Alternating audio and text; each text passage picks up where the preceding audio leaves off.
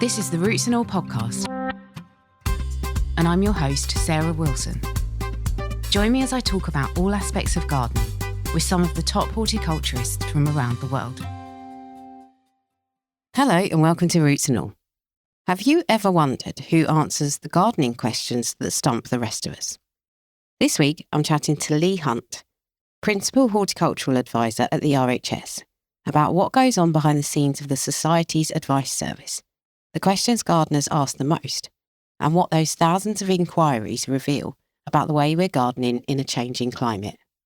So I'm the Principal Horticultural Advisor for the RHS, which is quite a mouthful, but basically day to day I'm part of a team who answers gardening questions from the RHS members, and they send in a lot of questions, which is great and challenging, but we get over usually 100,000 inquiries a year in terms of the amount of questions that we answer. And they can be on everything because, as you can imagine, with that many people looking in their gardens, they come up with all sorts of interesting stuff. And that's what keeps us on our toes and keeps it fresh for us. Yes, I bet it does. I mean, that is an awful lot of inquiries. I mean, how many members of your team are there? We've now got 17 people. So some of them are part-time, but there's 17 of us. And it's interesting because we've now got to the point where they're based at all RHS gardens. So if people don't know, we've got the base at Wisley, which is based in Surrey.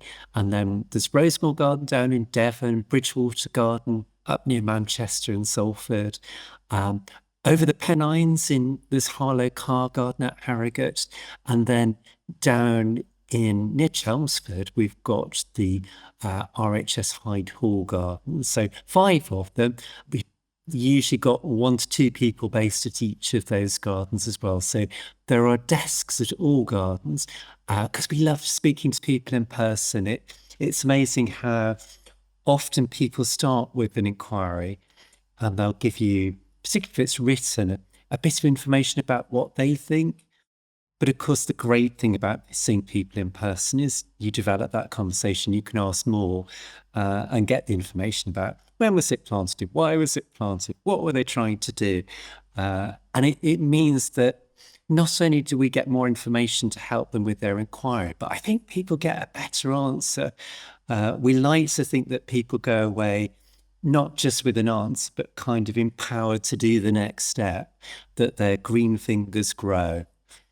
Yeah, well, that was what I was going to ask you, actually. Where do your inquiries come? So obviously you get the in-person, face-to-face ones. How else do people contact you?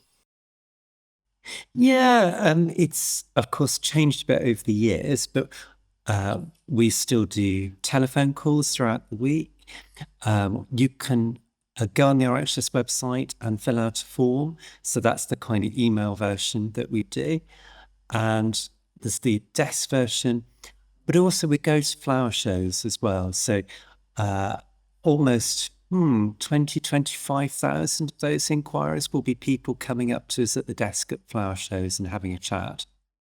And I'm guessing it's only open to members, isn't it, this service?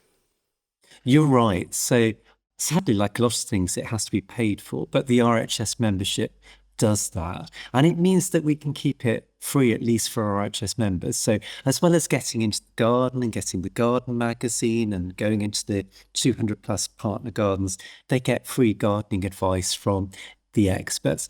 So members go to the RHS website, just at /my advice, and then they can easily get all the details of, where to go to the desk, which flower shows we're at, and also the details to log in. So we try and make it as easy as possible for anyone to get our advice as we can.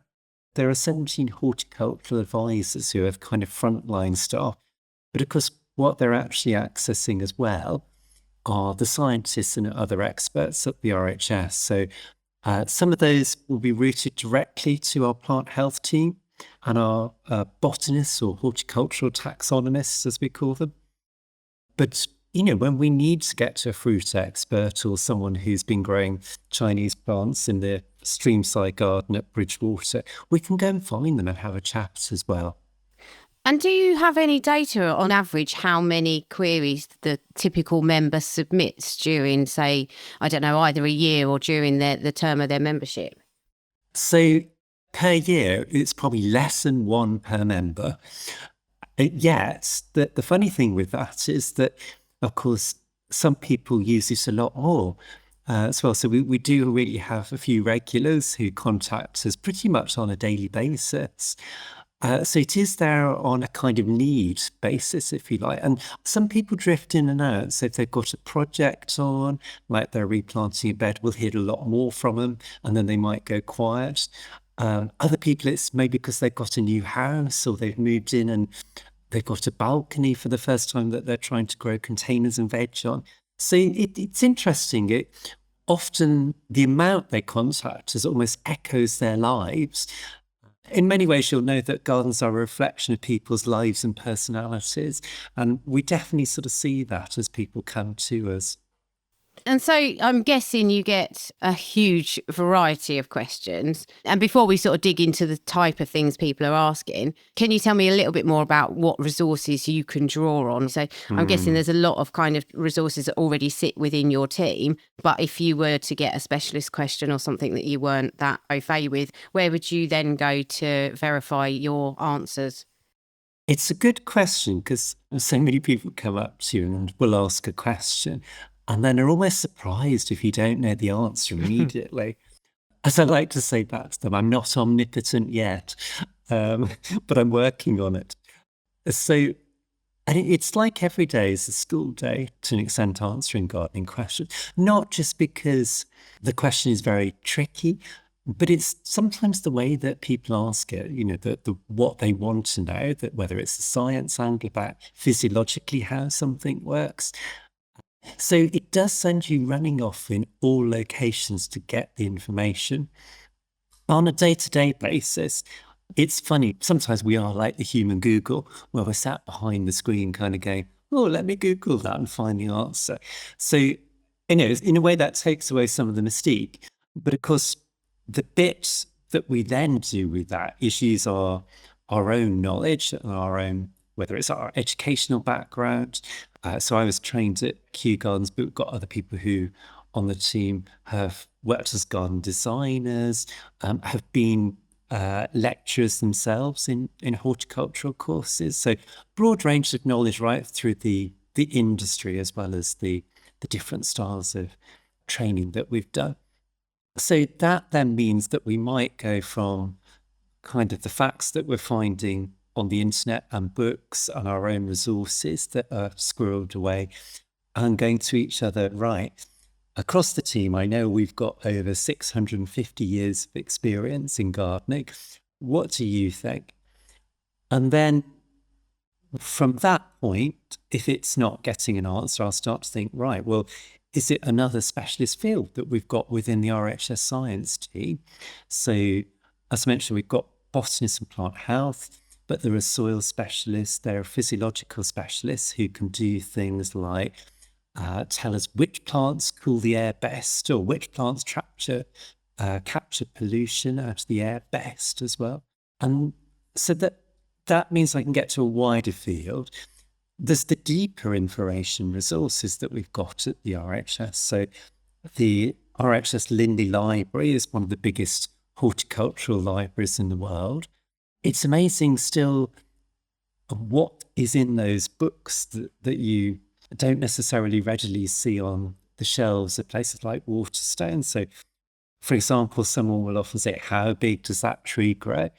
And I'll be going back to the Bean series of trees and shrub books because that writer would often talk about specimens around the country and the ultimate height that he'd seen them at that time. So that will give me an indication of how big around the country those trees get.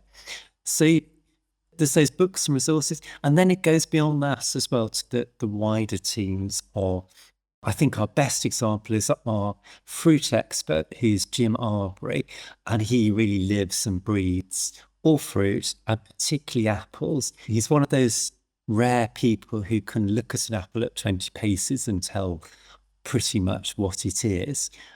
And through our fruit identification service, regularly through the winter, he'll identify more than 200 different cultivars of apples. So, he is one of those people we think we just need to clone because we don't know who's going to replace him. He is that unique. So that's Jim Arbery, our fruit specialist. So when we kind of get beyond that, we're aware that there are groups of plants that within the RHS we just don't grow so much. So where would we look next? And then sometimes that's to a specialist. And for example, when Michael Marriott, the rose expert, worked quite a lot at David Austin, we would ask him questions. And beyond that, sometimes it's national collection holders, because you realise that someone who specialises in growing just one group of plants, tries to grow everything in that back garden for many years, is going to know more than anyone about that plant. So, still an understanding. We might be called the experts, that there are definitely times when we really are, that there are people out there with such detailed specialist knowledge that we would definitely defer to them. Yeah, and I was going to ask you actually, and you said you sort of consult the tree guide to get the average kind of heights across the country. And I was going to ask you, how do you cope with there being more kind of site-specific inquiries? Yeah, I think most of our questions start with going, basically, where do you live? Sun or shade? What's your soil like? What's growing around you as well? Sometimes it builds up a picture when people don't have plants in the garden about what grows well.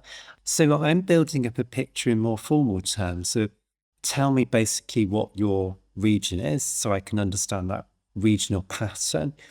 So very broadly, to kind of give an illustration of that, if we think of timings of when you get last frosts in spring, that will vary in 6 weeks across the country from Cornwall up to Scotland. So I kind of need to know where you live just to get a general picture of your local conditions alike. And then those questions about things like soil type, sunshade, is it against a wall? That's going to build a picture of microclimate. So only with those things in place can then I begin to perhaps suggest properly why something's not growing well or what to grow there.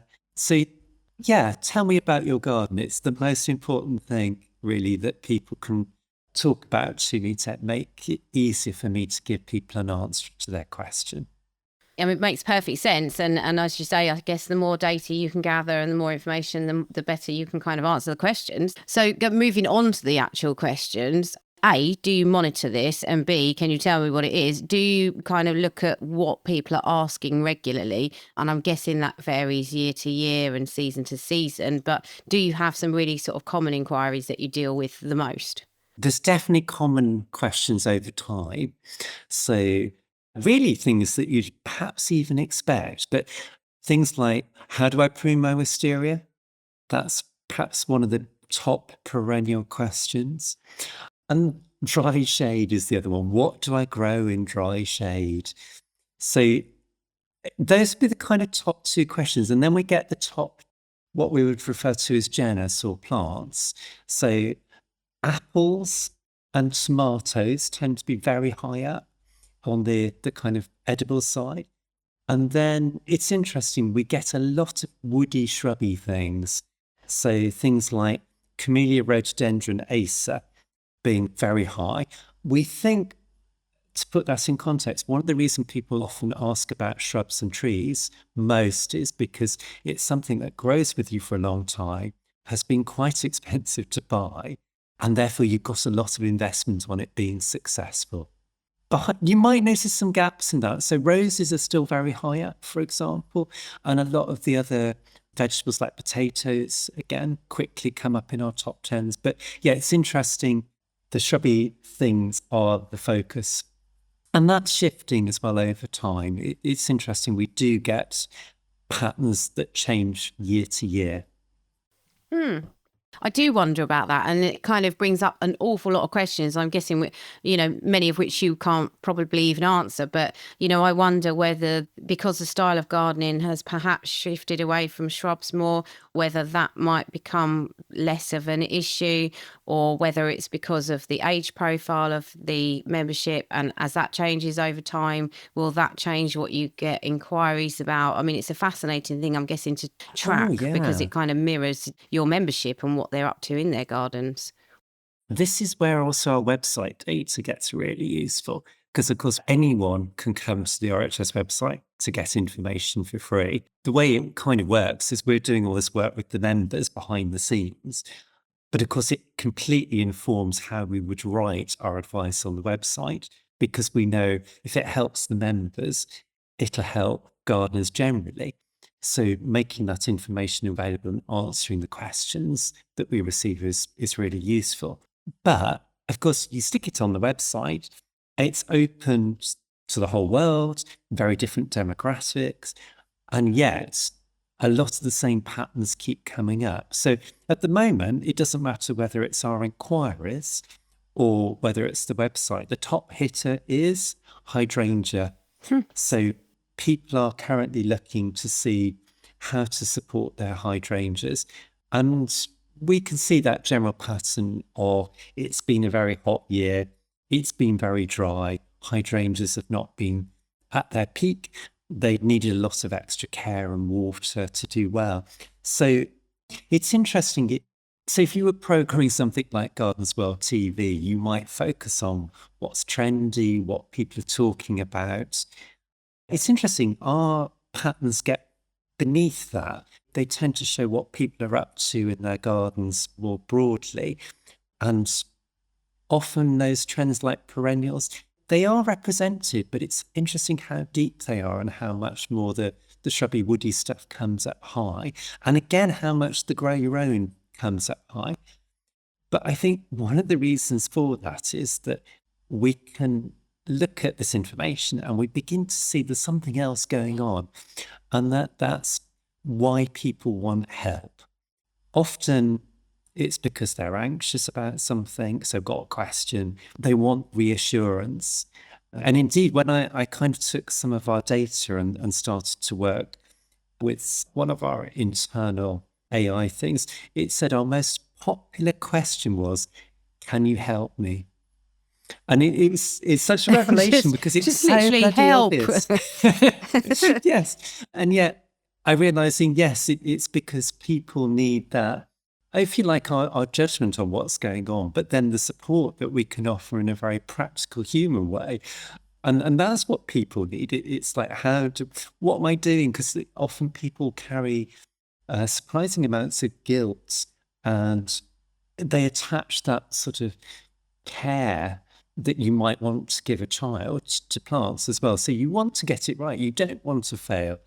So that's why they're looking for all that reassurance as well.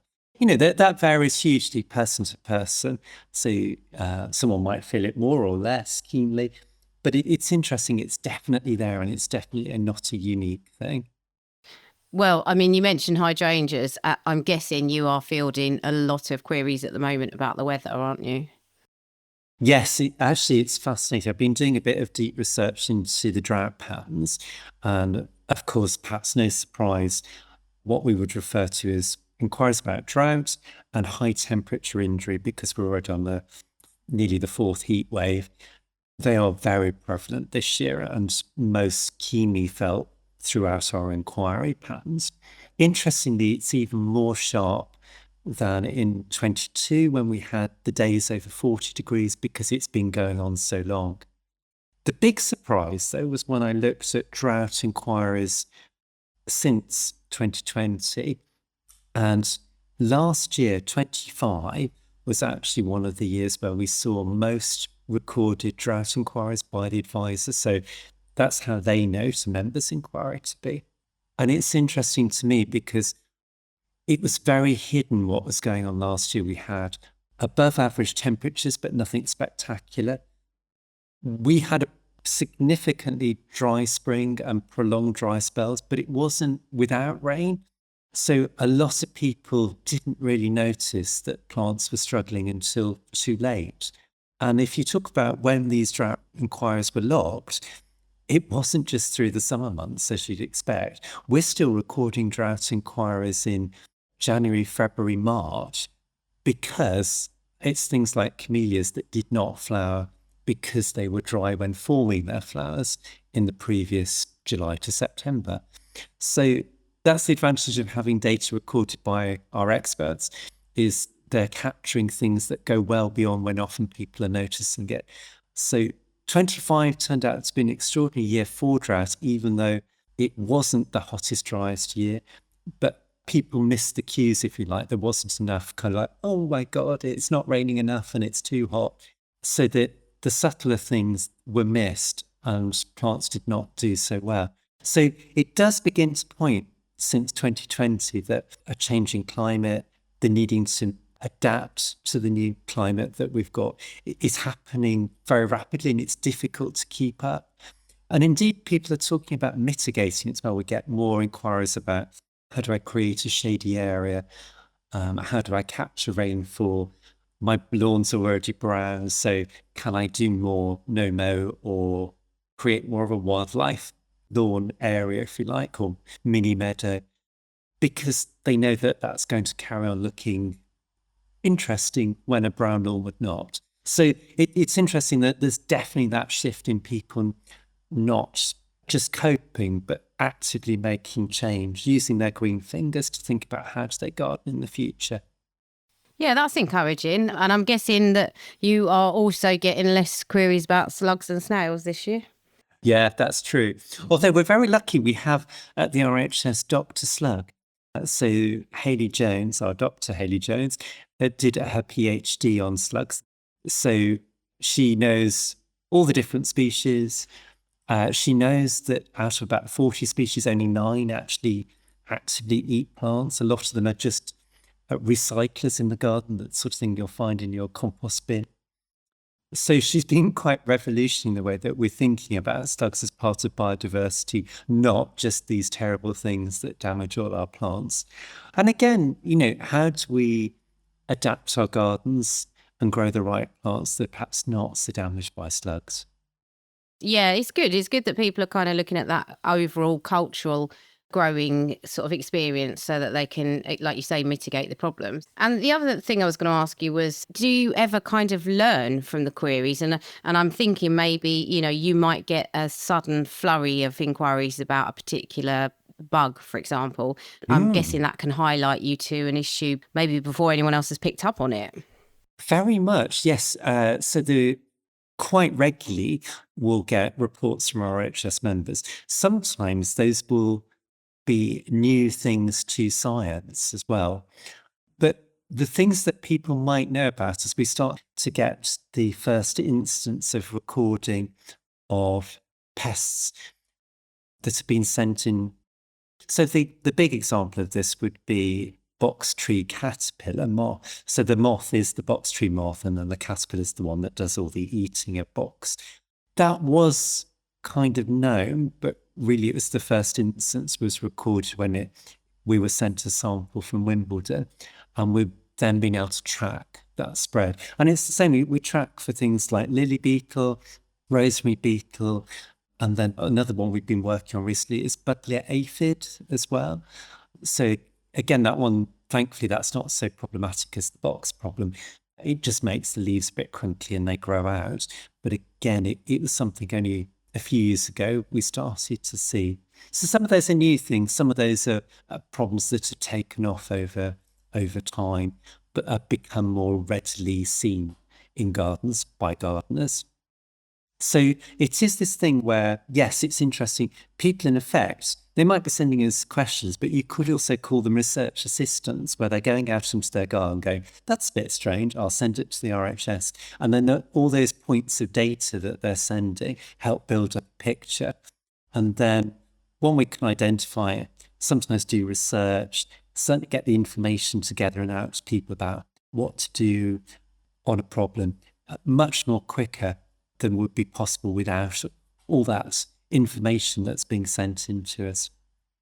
Yeah, that feedback's invaluable, isn't it? Absolutely.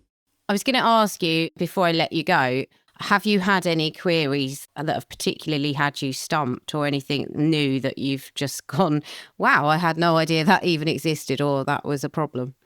It's funny because you always get new and interesting things. So only a few weeks ago, we were sent a little sample from a prisoner. So literally a person at their Majesty's pleasure. And in a little kind of package, we had a woody core. And then we were told in the letter that this was from a carrot from the canteen. And so we did a bit of research, and they were basically asking, is a woody core an unusual thing in a carrot? And the thing about carrots is as they get bigger and age and perhaps don't have enough water, they will develop a woody middle. It's the bit when you cut through a carrot, you might see the central part of it. Often we don't see that in the carrots that we buy. But the curious thing was that the prisoner had been eating baby frozen carrots. And that the bit that I learned is that baby frozen carrots are probably not baby carrots at all. They're taken and processed where they shave the bigger carrots down to make little carrots and then they freeze them. So there you go. They're not your average baby carrot at all. They are fake baby carrots in frozen packets. Who knew? I mean, that's not even kind of something you would grow in your garden. So you really do deal with all sorts, don't you? Really do. But it certainly taught me a lot about how to get juicy carrots as well, which is basically, grow them young, eat them young, and that's probably the best way. Thanks to Leigh for taking us behind the scenes of the RHS Advice Service and sharing what thousands of gardeners' questions can teach us about the way we grow. If you enjoyed today's episode, you might also like episode 210, Gardening in a Changing World, and episode 321, Weathering It All. You'll find links to both in the show notes, and as always, thank you for listening. Next up is Benny with his Insect of the Week. Mexican grass carrion wasp. Scientific name, Isodontia mexicana. Today's insect of the week is an insect that's very close to my heart. In fact, it's so close that I got it tattooed on me, on my chest.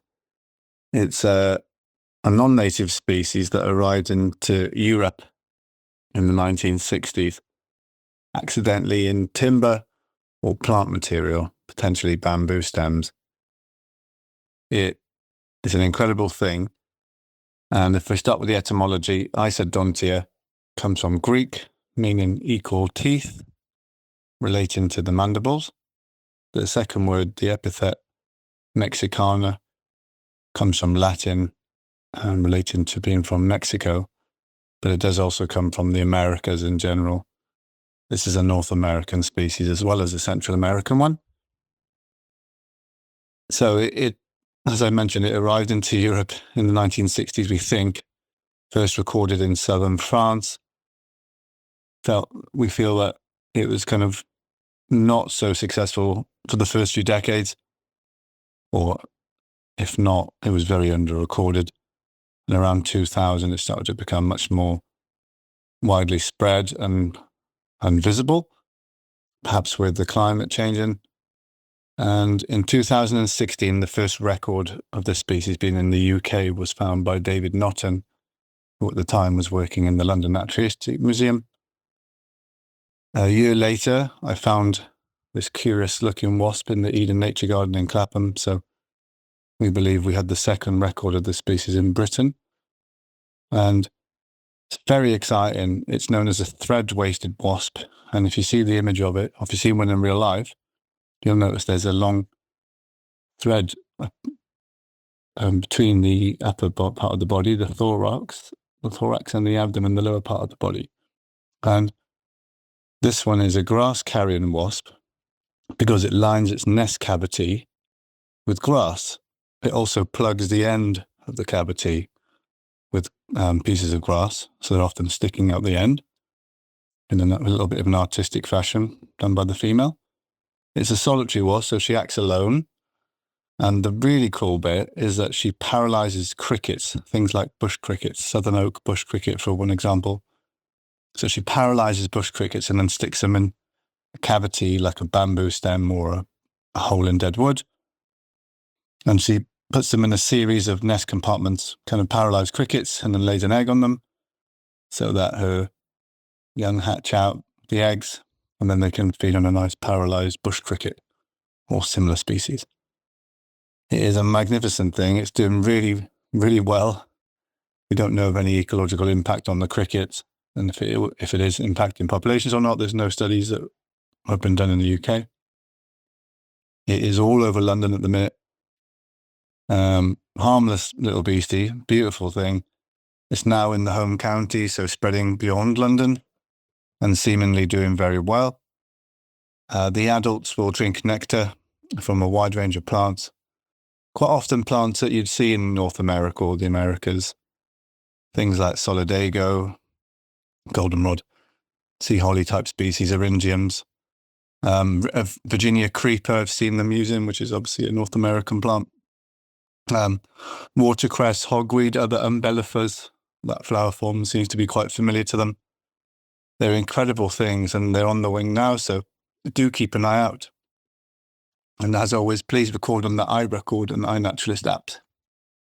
You can download or listen to the podcast direct from the website rootsandall.co.uk. Please also check out my Patreon, where you can make a one-off donation or take out a monthly subscription to help support the podcast. Because if you enjoy the show, please help it continue. I also have a GoFundMe where you can make a one-off donation. Even a one-off donation of £1 helps, and I'll be really grateful for your support. So please go to Patreon or GoFundMe and search for Roots and All Podcast.